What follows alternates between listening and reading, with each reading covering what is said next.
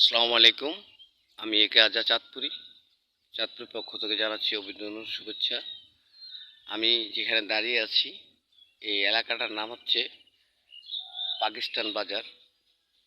আর আমি যেখানে দাঁড়িয়ে আছি এটা হচ্ছে গুদারাঘাট। আপনারা দেখতে পাচ্ছেন এখানে ছোট একটা শাখা নদী আছে, এটা ডাকাতিয়া পদ্মা মেঘনা মোহনার সাথে সংযুক্ত।